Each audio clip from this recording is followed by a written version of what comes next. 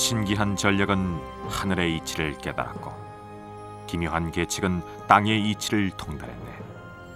이미 싸움에 이겨 공이 높았으니 만족함을 알고 그만함이 어떠한가. 1400년 전 을지문덕은 이 한편의 시로 적장의 간담을 서늘하게 만든다.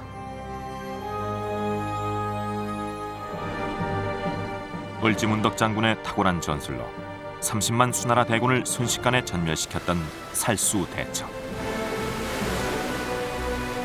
우리 역사상 가장 자랑스러운 이 전쟁을 중국은 엉뚱하게 해석하고 있다. 这个战争是当时中国国内地方政权和中央政权之间的战争。 중국은 고구려와 수당의 70년 전쟁을 중국 내부의 통일 전쟁이었다고 주장한다. 고구려가 중국의 지방 정권이란 뜻이다. 所以说，我觉得把它看作是汉民族的那个历史的一部分不太合适。 1400년 만에 다시 시작된 한중 역사 전쟁. 과연 고구려 수당 전쟁의 진실은 무엇인가?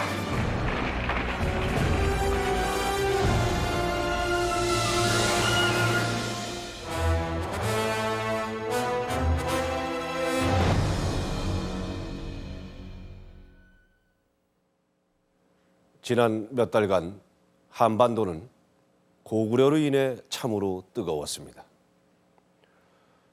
단 한 번도 우리 역사가 아니라고 의심해 본 적이 없는 고구려를 중국이 자신들의 역사라고 주장하고 나섰기 때문입니다.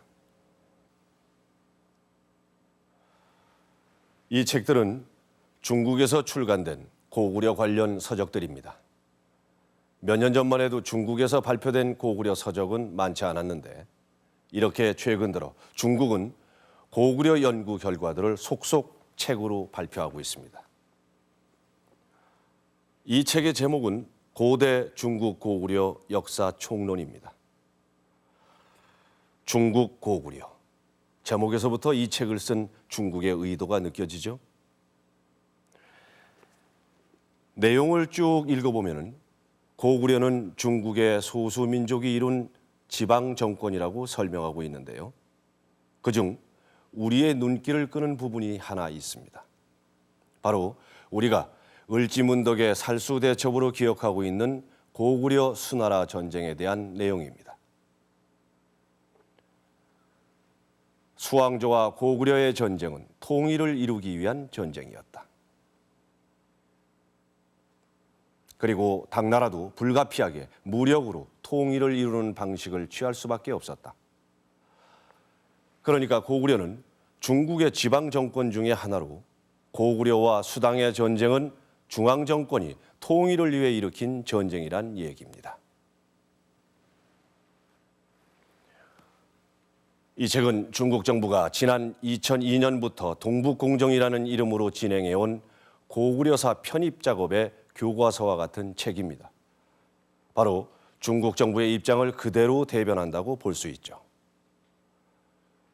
고구려와 수나라, 당나라와의 70년 전쟁. 과연 중국의 통일 전쟁에 불과했을까요? 이 전쟁을 어떻게 보느냐가 오늘날 한중 역사 전쟁의 해답을 찾는 중요한 실마리가 될 것 같습니다. 그럼 먼저 수나라가 고구려와의 전쟁을 어떻게 준비했는지부터 살펴보죠.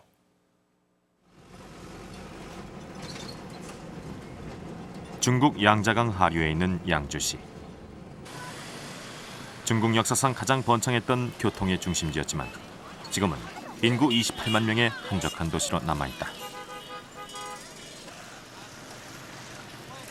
양주 시내에서 외곽으로 빠져나가다 보면 1400년 전 고구려를 공격했던 수나라의 황제 수양제의 흔적을 만날 수 있다.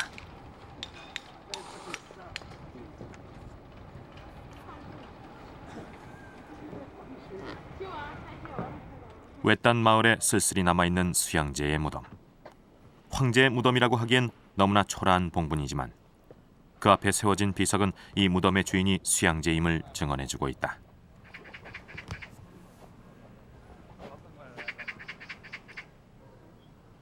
그동안 세상 사람들의 무관심 속에서 오랜 세월 방치됐는지 봉부는 훼손된 채 잡초로 덮여 있었고 옛 황제에 대한 예우는 보이지 않고 봉부는 사람들이 오르내린 길마저 나 있었다.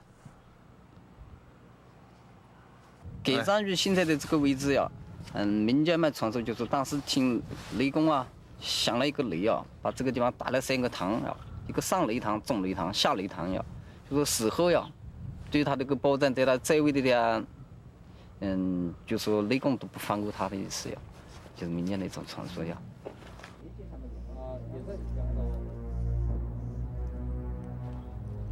무덤 꼭대기에는 누군가 저주라도 내린 듯 나무로 수익기까지 박아놓았다. 도대체 수양제는 생전에 어떤 일을 저질렀기에 이처럼 후손들에게까지 철저히 외면당하고 있는 것일까?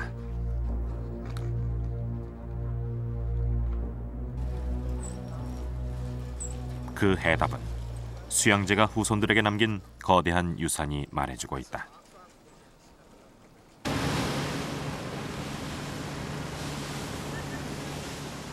양자강에서 황하로 이어지는 육성의 물길 대운하. 중국의 3대 기적 중 하나로 불려지는 이 대운하는 수양제가 필생의 사업으로 완성한 것이다. 수양제는 이 운하를 만들기 위해 수시로 백성들을 징발했다.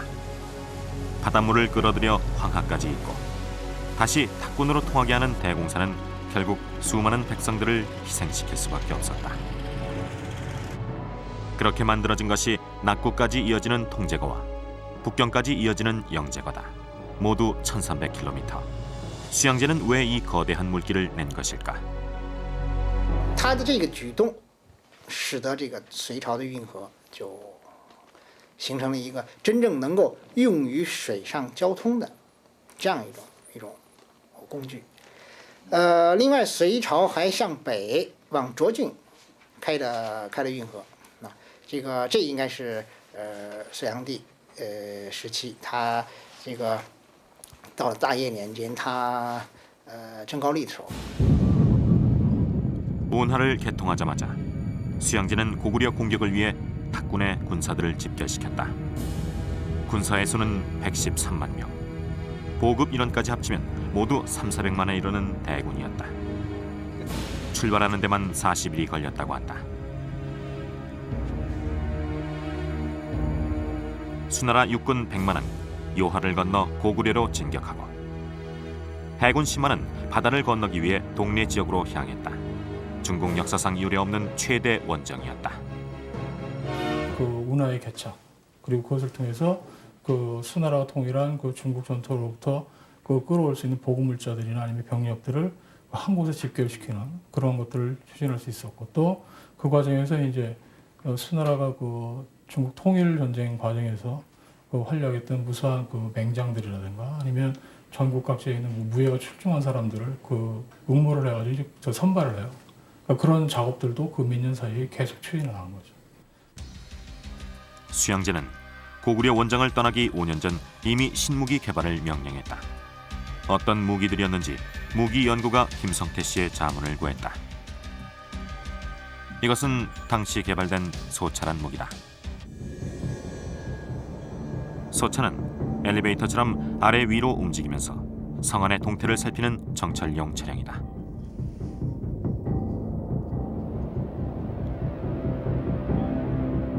네모난 상자처럼 생긴 전호피차라는 무기도 개발됐다. 전호피차는 성벽 가까이 접근해서 땅을 팔 수 있도록 만들어진 일종의 장갑 무기였다. 수나라는 이렇게 땅속에 터널을 파서 성 안으로 잠입하려고 한 것이다.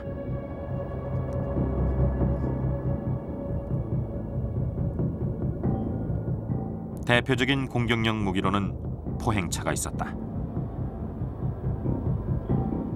발석차라고도 불린 이 무기는 수백 가닥의 줄을 한꺼번에 잡아당겨 거대한 돌을 순식간에 날리는 것이다.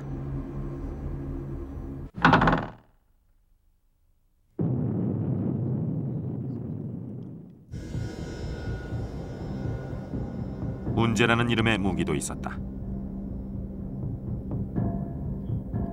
고구려의 높은 성을 공략하기 위한 무기로 사다리가 40m 높이까지 펼쳐질 수 있도록 만들어진 차량이다.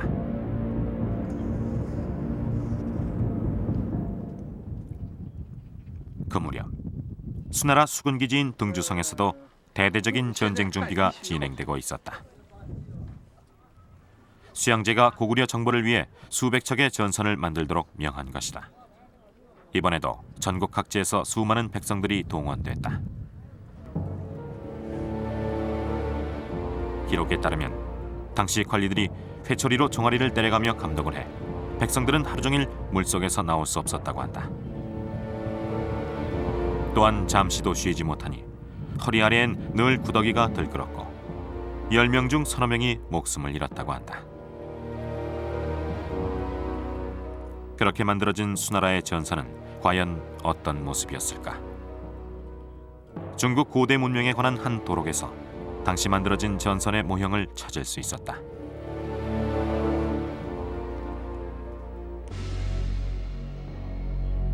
모형을 토대로 영상 복원한 수나라의 5충 누선이다.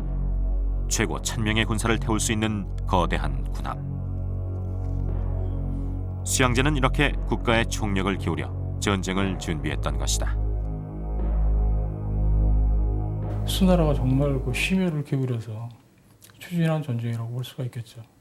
단순하게 수나라가 그 전까지 있었던 그 남쪽에 진을 멸함으로써 수나라를 통일하게 되는데 진나라를 통일할 때도 그런 규모는 나타나지 않고 또 돌고를 압박해가면서 이제 돌고를 이제 굴복시켜 나갈 때도 그런 규모로 나타나지 않습니다. 마침내 만반의 전쟁 준비를 마친 수양제. 그는 612년 수백만 대군을 이끌고 고구려 정벌을 위해 동으로 진격한다.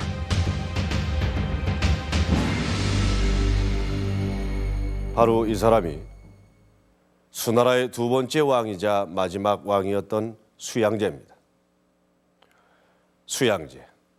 이 시호에는 하늘을 거역하고 백성을 학대했다는 뜻이 담겨 있습니다. 하늘을 거역했다는 건 수양제가 아버지와 형을 죽이고 왕위에 올랐기 때문이고, 백성을 학대했다는 건 바로 고구려 정벌을 위해 많은 백성들의 고혈을 짜냈기 때문입니다. 수양제는 그야말로 나라의 총력을 기울여 고구려와의 전쟁을 준비했습니다.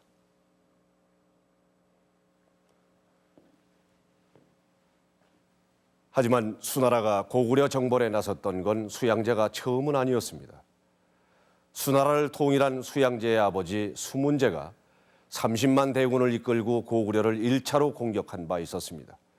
그러니까 수나라의 고구려 정벌은 건국 초부터 계속된 오랜 꿈이었던 거죠. 도대체 고구려가 어떤 존재였길래 수나라는 대를 이어가며 고구려 정벌에 이토록 집착했던 걸까요? 중국의 동북 국경 지역인 지반. 고구려가 가장 번성했던 시기의 수도였다. 고구려의 대표적인 유적지로 세계문화유산 등재를 앞두고 있는 지반은 최근 몰라보게 달라졌다. 도로도 새로 정비되고 건물들도 모두 새 단장을 했다. 무엇보다 흔적만 남아있던 국내성 성벽들이 말끔하게 보수됐다. 제법 역사 도시의 면모를 갖춘 모습이다. 도시 정비뿐만 아니라 대표적인 고구려 유적에 대한 보수 작업도 일제히 이루어졌다. 장수왕의 능으로 알려진 장군총도 새롭게 단장한 모습이다.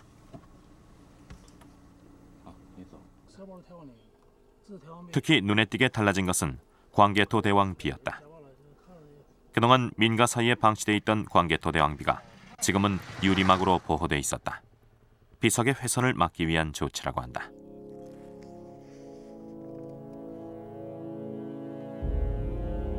고구려가 어떤 나라였는지 우리에게 가장 많은 얘기를 들려주는 유적이 바로 이 광개토 대왕비다.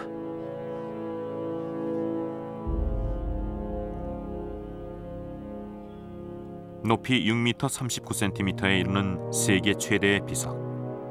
이 비는 광개토 대왕 사후부터 오늘날까지 1500년을 이렇게 서 있었다.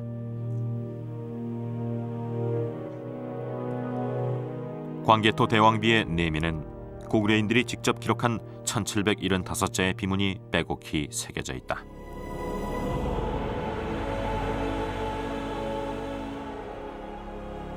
비문의 내용은 크게 세 부분으로 나뉜다. 고구려 건국신화와 광개토 대왕의 정복 전쟁 기록, 그리고 묘 관리에 관한 것이다.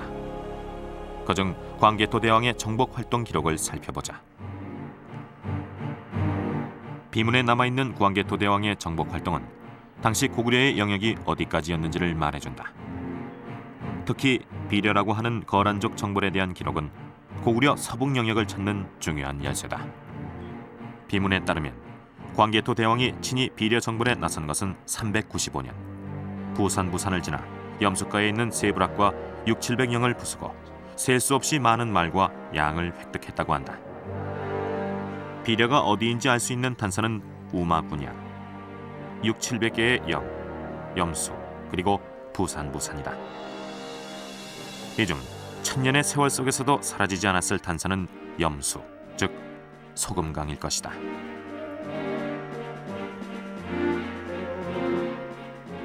중국 학자들은 광개토 대왕이 정벌했다는 염수를 오늘날 혼강 일대인 염난수라고 보고 있다.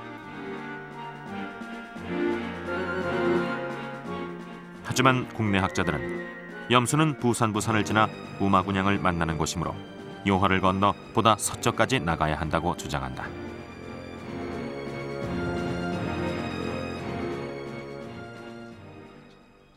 단국대 서영수 교수는 염수가 있는 비례를 시라무렌강 유역으로 보고 있다. 지난 몇 년간 광개토 대왕 비문을 따라 고구려 정복 루트를 몇 차례 탑사한 결과다. 비문에 보면 그 지역을 원정하면서 수많은 우마군양을 획득하였다 이렇게 돼 있는데 실제로 고구려의 중심부나 중원이나 이런 지역에는 그렇게 우마군양이 불가칭수라고 할 수만큼 없습니다. 바로 초원 지역에 가야 되는 것이 그런 여러 가지를 종합해 보면은 바로 광개토 영락 5년째 정복 지역은 오늘날 시라무렌강 유역이라고 볼 수 있습니다. 지난해 8월 제작진은 서영수 교수가 말하는 시라무렌강을 직접 찾아 나섰다. 요하를 건너 내몽고에 들어서자 많은 양들과 말들을 쉽게 볼 수 있었다. 비문에 나오는 단서 우마군양이었다.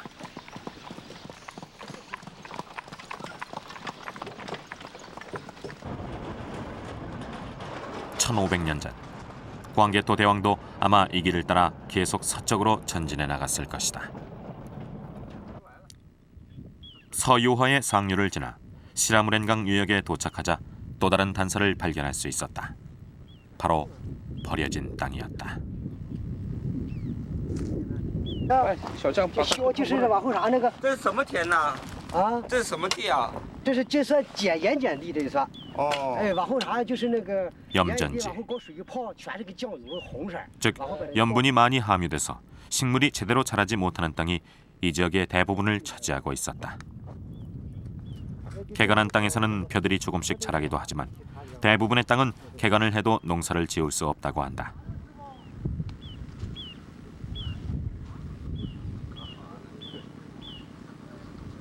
它这地方就，它说上什么原因，反正往我这边垃圾一泡，就跟酱油那个色，通通的，反正全都是死光。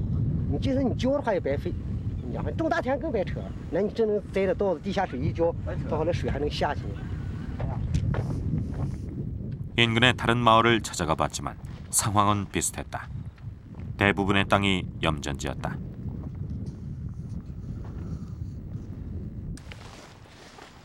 풀이 조금 자라고 있는 땅이라도 일단 파보면 염분이 많아 땅이 검게 변해 있는 걸 볼 수 있다.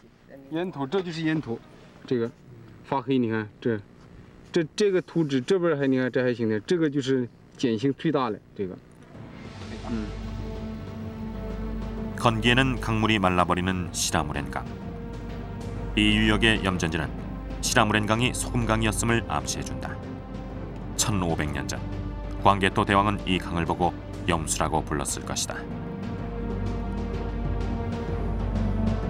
당시 광개토 대왕은 서북쪽으로 진출해 나가며 초원지대에 있는 시라무렌강 유역에서 거란족을 정벌했다. 이렇듯 고구려는 중국 대륙 깊숙이 세력을 확장하고 있었던 것이다.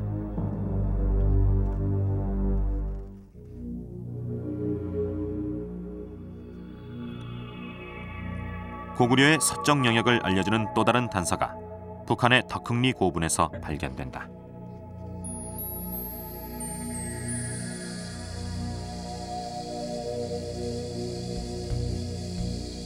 벽화에는 무덤의 주인에 대한 많은 정보가 남아있다.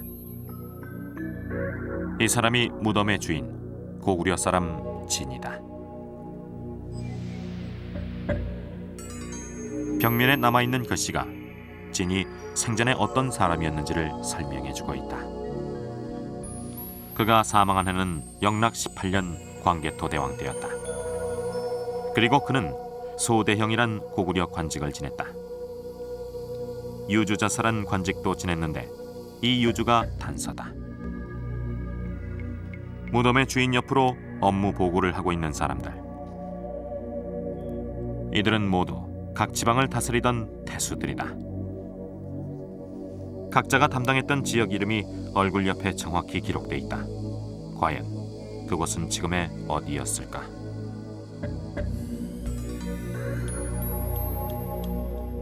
첫 번째 태수가 담당했던 지역은 연군.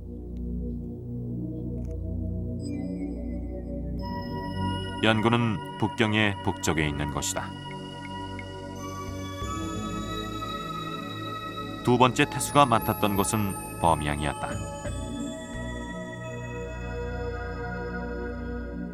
범양은 현재 북경 부근으로 추정되고 있다. 이 밖에도 벽화 속 태수들은 각각 상곡, 어양, 광영, 대군을 다스리고 있었다. 모두 북경 일대다. 아마도 이 영역이 무덤의 주인이 다스리던 유주였을 것이다. 당시에 중국이 굉장히 혼란한 시기였습니다. 소위 이제 우리가 5호 16국 시대라고 그러는데 북방에 이민족들이 남하해가지고 그 왕조를 세웠다가 망하고 하는 그 단명한 왕조들이 자주 바뀌는 그런 시기였거든요. 아주 혼란한 시기였습니다. 그러니까 이 시기에 충분히 고구려가 중국에 진출할 수 있었을 거라고 생각이 됩니다. 5세기경 고구려는 한때 북경 일대까지 세력을 확장해 나간 최강 대국이었다. 당시 동아시아의 판도는 고구려를 포함한 4강 체제였다. 중국의 강대국들이 매번 왕조를 교체하며 혼란을 겪는 동안에도 고구려만은 굳건히 그 자리를 지키고 있었다.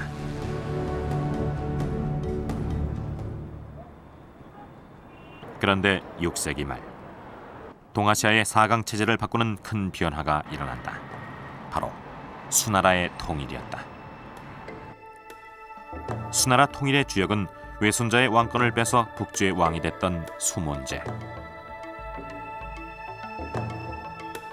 문제는 자신의 정통성을 인정받기 위해 북제를 정벌하고 새로운 왕조 수나라를 세운다.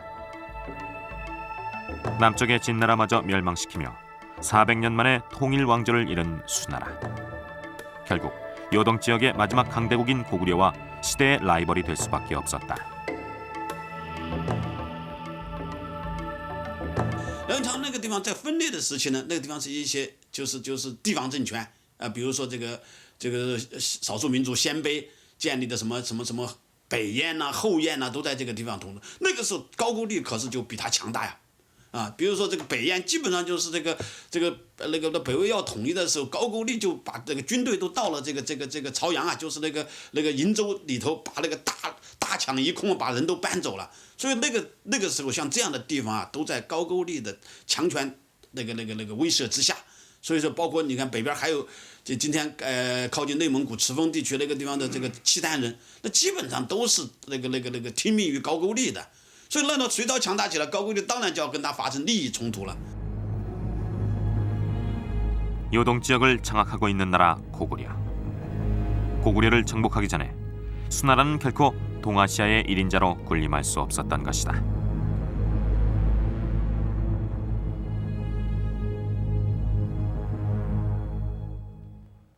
그런데 수나라가 통일한 지 10년이 채 되지 않았을 때 전쟁의 기폭제가 되는 일대 사건이 일어납니다. 598년 고구려가 기병 10,000명을 이끌고 수나라의 전진기지인 영주 지방을 공격한 것입니다. 비록 수나라의 효과적인 방어로 고구려는 물러나고 말았지만 수나라의 북방 전진기지에 타격을 주는 데는 성공을 거두게 되죠. 수나라의 움직임이 심상치 않자 고구려가 미리 수나라의 전진기지를 선제 공격한 것입니다. 정말 대단한 자신감이죠. 이 사건을 발단으로 수나라는 고구려 정벌에 더욱 박차를 가하게 됩니다.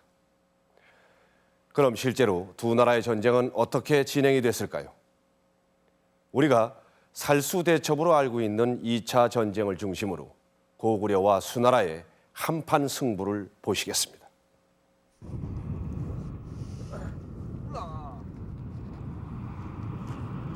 (612년 4월) 수양제가 이끈 수나라 100만 대군은 요하를 건너 고구려의 요동성으로 진격했다.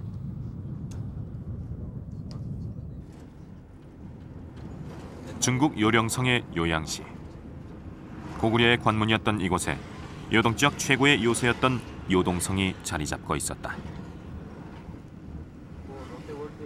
그러나 현대식 건물이 들어선 도시 속에서 요동성의 흔적을 찾아볼 길은 없었다.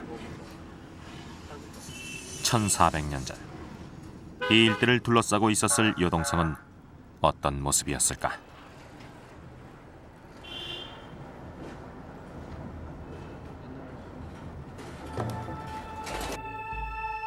기록에 따르면 요동성은 태자하를 자연장애물로 삼은 평지성이었다. 성벽의 높이는 20m.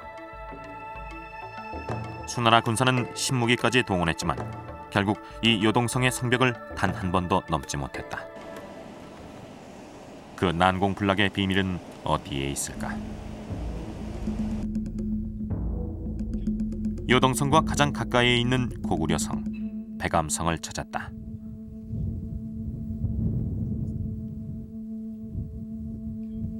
(1400년의) 세월 동안 아무도 돌보지 않았지만 백암성은 놀랍게도 장엄한 옛 모습을 그대로 간직하고 있었다.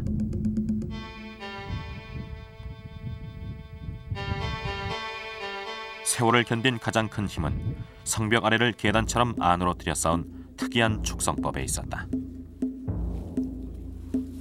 성벽 전체가 활처럼 유연하게 휘어 있어 웬만한 충격에도 쉽게 무너지지 않는 것이다. 백암성에서 수나라 군사가 고구려성을 쉽게 넘지 못한 비밀을 발견할 수 있었다. 고구려성에는 치라는 시설이 있어 적군이 성벽 가까이 접근하면 세 방향에서 동시에 공격할 수 있었다. 현재 백암성의 성문은 무너져 그 구조를 파악하기 어렵지만 성문 진입이 어렵다는 점도 고구려성의 특징이다.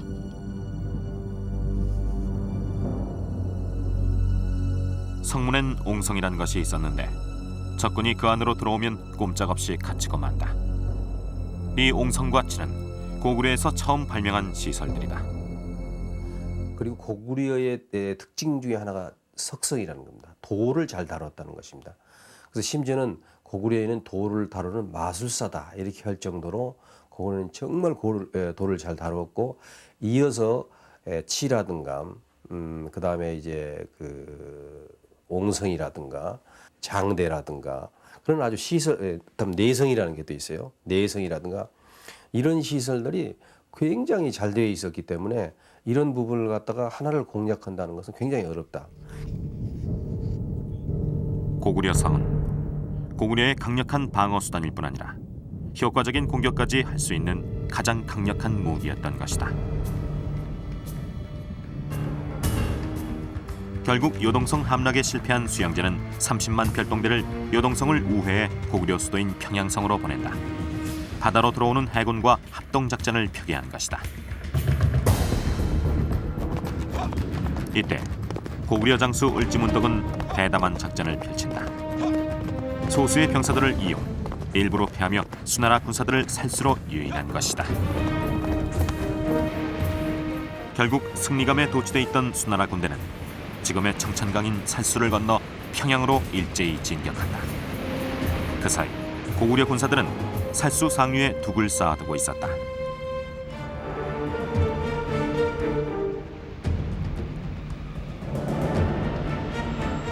예상대로 평양으로 향했던 수나라군은 다시 후퇴하기 시작했다. 평양성을 지키던 군대는 막강했고 식량 보급마저 끊긴 상태였던 것이다. 고구려군은 기다렸다는 듯이 둑을 무너뜨려 수나라군의 허리를 끊고 선두와 후미에 남은 군사들을 총공격했다. 고구려의 대승이었다. 중국 역사서인 자치통감은 당시 상황을 이렇게 전한다. 요동을 건너간 군사는 모두 30만 5천여. 그러나 돌아온 군사는 오직 2,700명 뿐이었다. 중국 역사 속에 수나라의 고구려 공격은 이렇게 치욕스런 참패로 기록돼 있다. 수나라는 결국 고구려 4번 치고 나서 망합니다. 물론 그게 고구려가 쳐들어가서 망한 건 아니지만 고구려를 치다가 망했기 때문에 그건 고구려 때문에 망했다고 그렇게 볼 수 있습니다. 다시 말하면 너무나 많은 국력을 소비해가지고 4번에 걸쳐서 고구려하고 전쟁을 하기 때문에 민심이 흉흉해지고 또 물자가 부족해지고 그러니까 자연히 여기서 이반이 일어나기 시작하는 것이죠. 그러니까 결국은 전쟁을 끝까지 치르지 못하고 고구려 때문에 망했다 그렇게 볼 수가 있는 것이죠.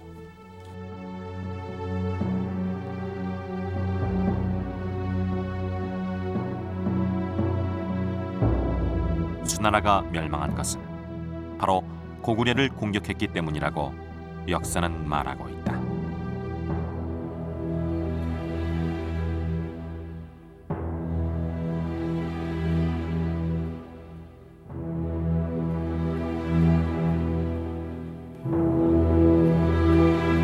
우리는 살수대첩을 우리 역사에서 가장 자랑스러운 전쟁의 하나로 기억하고 있습니다. 하지만 살수대첩은 고구려와 수나라 전쟁의 일부분에 불과합니다. 살수대첩 외에도 고구려는 3차례나 더 수나라 대군을 전멸시켰고 그 결과 수나라는 결국 멸망하고 말았습니다. 그래서 고구려 수나라 전쟁은 중국의 가장 치욕스러운 역사의 한 장면으로 남아있는 것이죠. 수나라가 멸망하자 그 뒤를 이어 당나라가 새로운 통일 왕조로 등장을 합니다. 당나라 역시 동북아의 강대국으로 남아있는 고구려와 숙명적인 대결을 벌일 수밖에 없었습니다. 자, 여기를 한번 보시죠. 처음 당나라가 고구려를 공격한 것은 645년. 당태종 이세민이 직접 이끈 당나라 군대는 수나라가 한 번도 넘지 못한 요동성까지 함락시키며 안시성까지 쳐들어옵니다. 하지만 연개 소문이 이끌고 있던 고구려군은 안시성에서 당나라를 무릎 꿇게 만듭니다. 그 후 당나라는 662년까지 끊임없이 고구려를 공격했지만 번번이 전쟁에서 패배하고 맙니다. 결국 수나라부터 당나라까지 이어진 70년 고구려 정벌의 꿈은 끝내 이루어지지 못했죠. 자, 지금까지 고구려 수당 전쟁을 대략적으로 살펴봤습니다. 바로 이 전쟁을 두고 중국은 지방 정권과 중앙 정권의 통일 전쟁이라고 말하고 있는데요. 그들의 주장대로라면 지방 정권이던 고구려가 중앙 정권인 수나라를 멸망시킨 꼴이 됩니다. 도대체 중국은 무슨 근거로 이 전쟁을 통일 전쟁이라고 주장하는 것일까요? 1400년 만에 다시 불거진 한국과 중국의 역사 전쟁, 그 논쟁 속으로 들어가 보겠습니다.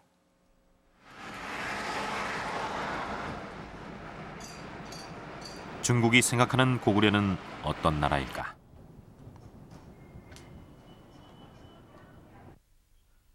중국 동북지방의 역사를 연구하며 고구려에 대한 논문을 꾸준히 발표해온 손진기 씨. 그에게 먼저 고구려 수당 전쟁에 대해 물어봤다. 这个战争是当时中国国内地方政权和中央政权之间的战争，地方民族和中央统治的这个割据战争。 손진기 씨의 주장은 고구려를 중국의 소수민족이 이룬 정권이란 시각에서 출발한다. 고구려를 중국사의 일부로 보는 것이다. 所以这他把这么一套官制组成了他的位置，说明他和中国王朝的这种依附关系。当时的那高句丽啊，是一个独立的王国呢，还是附属于那个中央政权的一个国家呢？那当然是附属于中央政权的国家了，它不是一个独立王国。它从高句丽成立、建立到它的灭亡，它从来没有敢称过皇帝。 他是只称王，这个是三横一竖这个王，这前面他就自己承认他比中央政权低了一级，这是一个。 그러나 지난 1946년 호우총에서 발굴된 유물은 손진기 씨의 주장과 전혀 다른 사실을 말해준다. 왕릉급 유물들 사이에서 발견된 청동 항아리. 그 바닥엔 국강상 광개토 호태왕이라는 글씨가 새겨져 있다. 광개토 대왕을 왕 중의 왕 태왕이라고 불렀던 것이다. 그리고 이것은 광개토 대왕비에 적혀있는 호칭과도 일치한다. 태왕은 바로 황제의 고구려식 표현이었다. 왕의 칭호가 태왕으로 바뀌었다는 것입니다. 또 하나는 영락이라는 독자적인 연호를 사용했다는 것입니다. 또 주변 국가를 조공지배하겠다 이런 여러 가지 나타나는데 이것은 무슨 의미냐면은 바로 동아시아는 중원의 황제는 황제, 노국가의 황제고 또 막북은 각함으로 쓰는데 바로 고구려와 동방에서는 새로운 황제, 왕중왕에는 태왕으로 쓰게 되는 것이죠. 결국 이 동아시아의 그 국제 질서 속에서 고구려가 한 축을 담당했다 이런 의미가 되는 것입니다. 광개토 대왕 시기에 고구려에서 표수를 했던 모두르란 인물의 조상 무덤. 이곳엔 고구려의 천화관을 엿볼 수 있는 기록이 남아있다. 해와 달의 아들. 고구려인들은 스스로 하늘의 자손이라고 믿으며 하늘의 제사를 지냈고 그 아들인 조상신을 모셨다. 고구려는 중국 동쪽에 있는 또 다른 천하의 중심이었던 것이다. 고수 고당 전쟁을 중국 내부 전쟁이라고 얘기하는데 그것은 틀립니다. 북이만 하더라도 5세기에 만리장성 이동 쪽의 지역은 고구려만의 별도의 천하라고 인정했었습니다. 중국 역대 사서에서 고구려를 비롯한 백제, 신라 등은 외국이었고 어디까지나 이지, 자기네들 같은 화가 아닙니다. 오랑캐와 중화의 서로 대결을 세계사의 일반적인 흐름으로 생각했던 그들이 이제 그 이민족의 땅을 지배하니까 자기네 역사관들을 바꾼 것이지 과거에는 결코 서로들 같은 족속이라고 생각하지도 않았고 문화도 달랐습니다.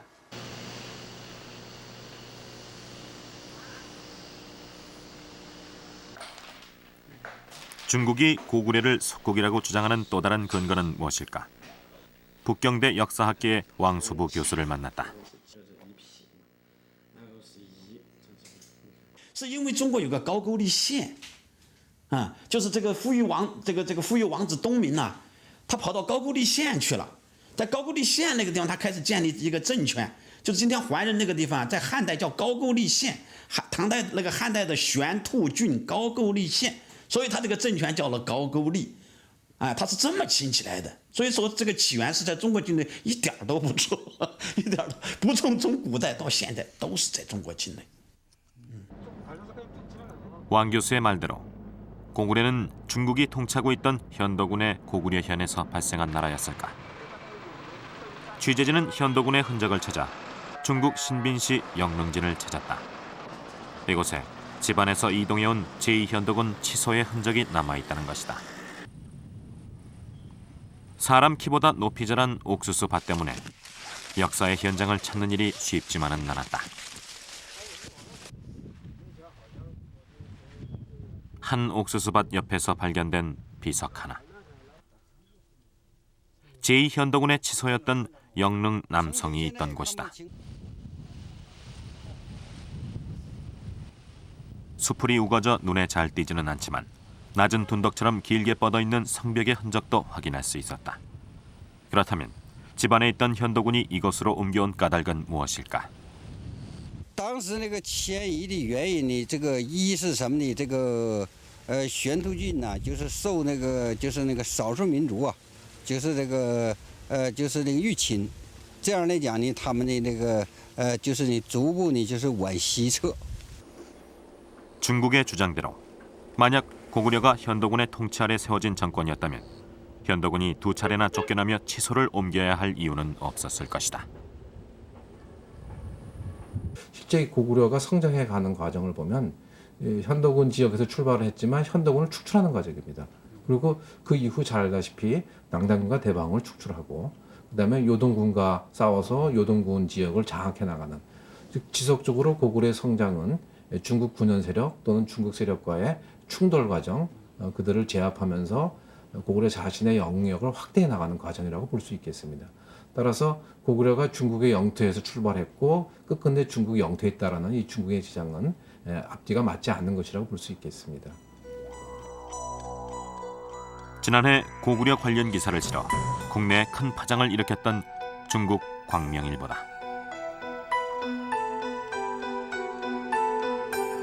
이 신문은 역사면에 고구려에 대한 기사를 실으며 고구려는 중국 동북지역 역사에 등장한 일개 소수민족으로 그 정권은 중국 동북지역 역사의 민족 정권이라고 보도한 바 있다.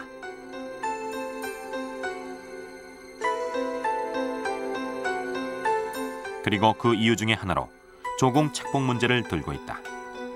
고구려는 스스로 조공을 바치고 책봉을 받으며 중국 중앙 왕조와 종속 관계를 유지했다는 것이다.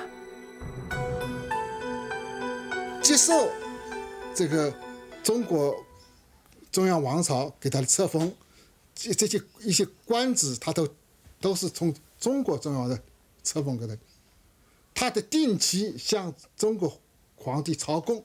那么这种册封和朝贡的关系，很明确地表明了他们这种依附关系。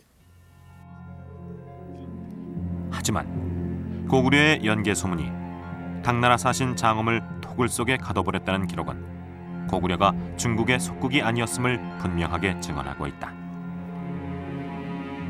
또한 당 고조도 고구려를 신하의 나라로 보지 않았다. 비록 고구려가 수나라와 조공 책봉 관계를 맺고는 있었지만 수나라에 끝까지 저항한 나라이니 신하의 나라가 아니라는 것이다.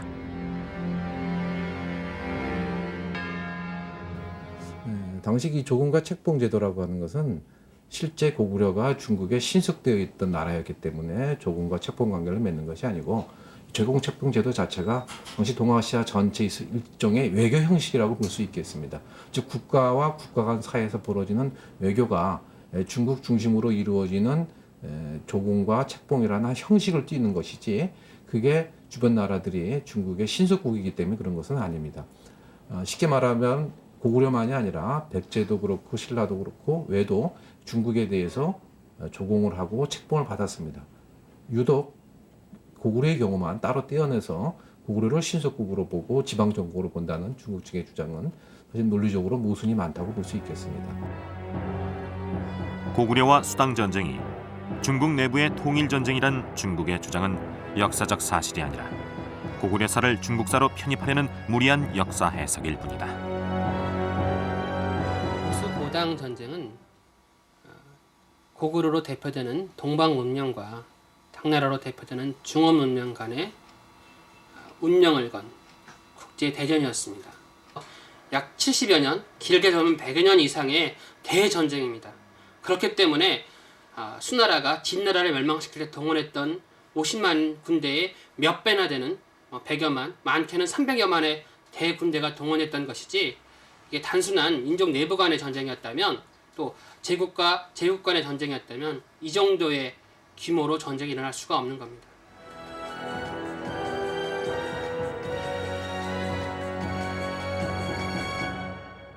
(1400년) 전의 고구려 수당 전쟁은 동아시아의 두 천하가 자존심을 걸고 대결했던 국제 전쟁이었습니다. 그런데도 중국은 이 전쟁을 중국 내부의 통일 전쟁이었으며 고구려는 중국의 지방 정권이었다고 주장하고 있습니다. 그렇다면 중국이 이렇게 주장하는 진짜 이유는 어디에 있을까요? 고구려 전문가 김용만 선생에게 물어봤습니다. 중국이 이제 이번 동북공정의 프로젝트에 보면 조선 반도의 정세의 변동과 그에 따른 동북 지역 정세의 변화까지도 염두에 두고 있습니다. 즉 남북 통일이 된 후에 통일 한국이 연변 자치주의에 미칠 영향까지도 아마 염두에 두고 있는 것이 아닌가 생각됩니다. 동북공정은 단지 과거 역사만이 아니라 현재 동북 지역 전체의 정치적 안정, 민족의 통일, 국가의 단결 이런 것들을 직접적인 목표로 내세우고 연구하는 프로젝트입니다. 이건 단순한 학문의 문제가 아니라 정치적으로 학문을 적극 이용하겠다는 의도가 아주 분명히 포함되어 있는 겁니다. 아, 그렇군요.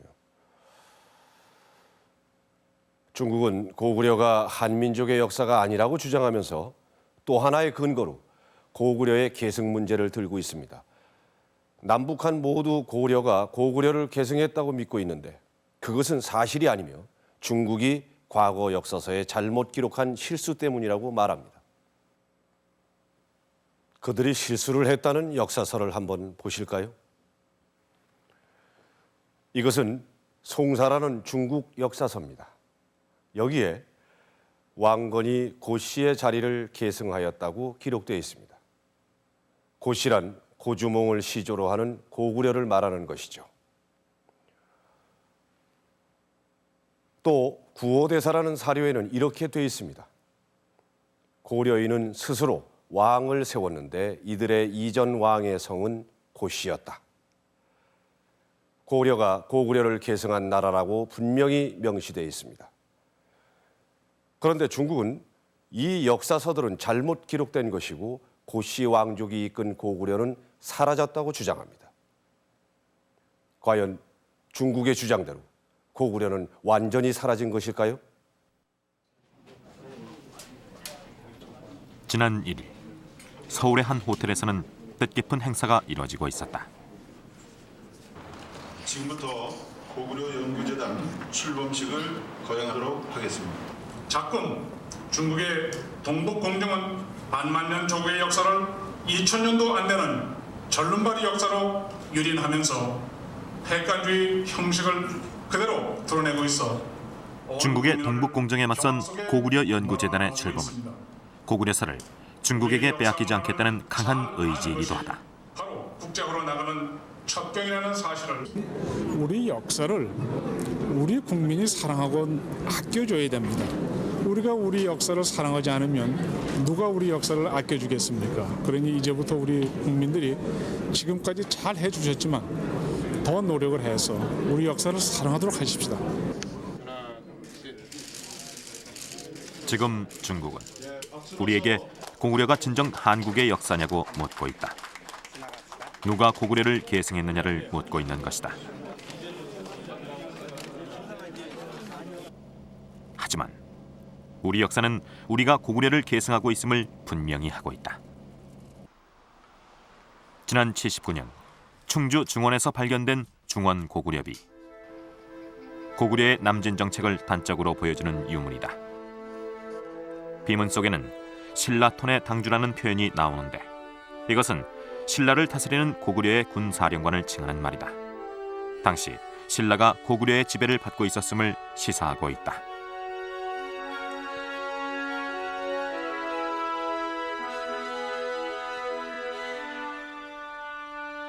그런데 고구려 태왕이 신라 왕에게 전한 말을 보면 그 관계가 단순한 상하 관계가 아님을 알 수 있다. 고구려는 당시 신라를 형제의 나라로 인식하고 있었던 것이다.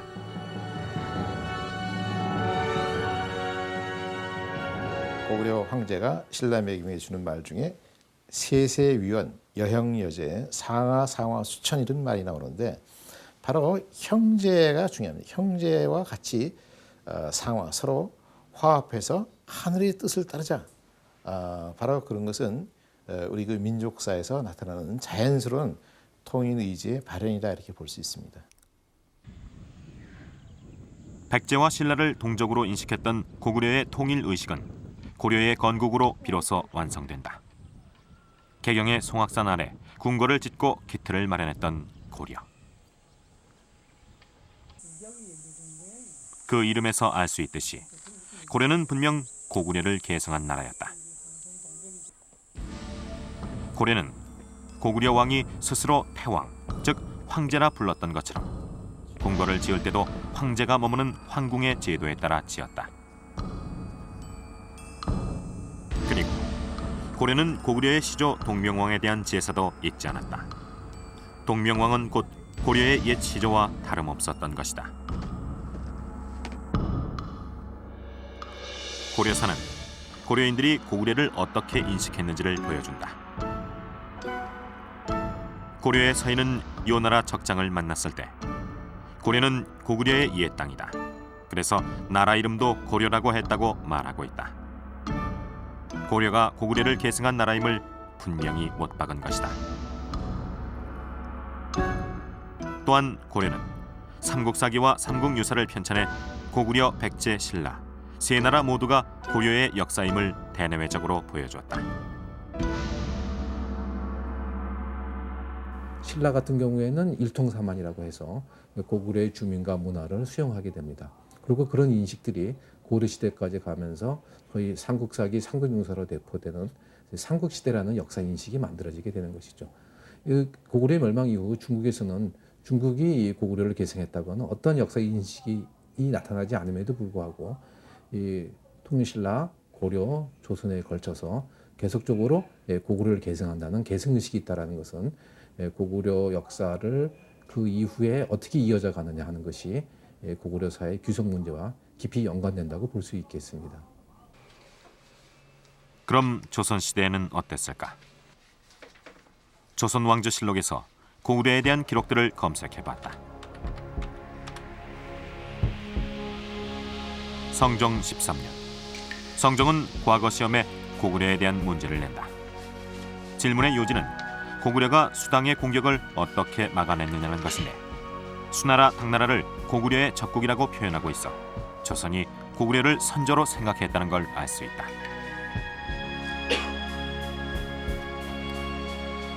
선조 26년의 기록엔 또 이런 내용이 있다. 임진왜란 때 조선을 지원하러 온 명나라 사신 유언회는 임금에게 귀국은 고구려 때부터 강국이라 불렸다고 말한다. 중국인들조차 고구려와 조선을 한 역사로 인정한 것이다. 이렇듯 기록들은 고구려의 계승자가 누구인지를 말해준다. 중국이 고구려를 중국사라고 말하지만 최근에 중국 학자들의 고구려사 서술을 보면 고구려는 중원 왕조의 영향을 받은 변방의 국가로만 취급합니다. 고구려를 고구려 입장에서 정당히 평가하지 못한 채 그저 중원 왕조의 들러리로만 평가한다는 것은 고구려를 정당히 계승할 의지가 없음을 스스로가 시인하는 것입니다. 반면 우리는 고구려를 우리 역사로서 고구려가 주인의 입장에서 고구려사를 서술하고 고구려를 계승하려는 의지를 보입니다. 그것은 우리가 고구려의 정당한 계승자라고 우리 스스로가 자부하고 주장하는 것입니다. 중국의 동북공정으로 1400년 만에 다시 시작된 한중 역사전쟁. 이 총칼없는 역사전쟁은 과거만이 아닌 우리의 미래까지 위협할지 모른다. 이제 우리는 중국의 동북공정에 자신 있게 답해야 할 것이다. 고구려를 기억하고 고구려를 이어온 계승자는 중국이 아닌 바로 우리였고 분명 고구려는 우리 민족의 역사라고.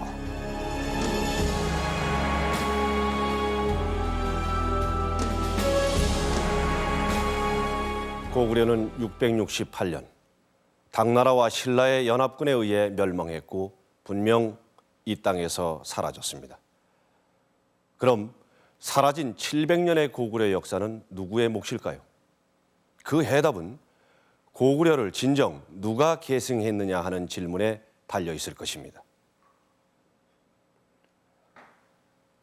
이 책은 지난해 동북공정을 주도하는 변강사지 연구 중심에서 새롭게 펴낸 책입니다.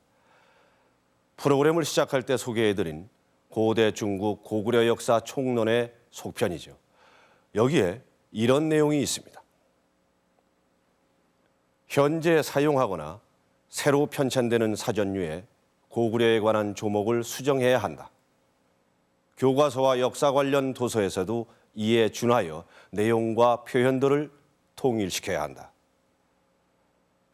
그리고 남북한과 중국은 고구려 문제에 관해서 이제 국제 관례에 부합하는 정상적인 학술 교류와 논쟁을 전개해야 한다. 이것이 중국이 지난 2년간 고구려를 집중적으로 연구해온 자신감입니다. 중국의 국가적인 프로젝트인 동북공정은 앞으로 3년이 더 남았습니다. 그 3년 후 우리 눈앞에 어떤 일들이 벌어질지 모를 일입니다.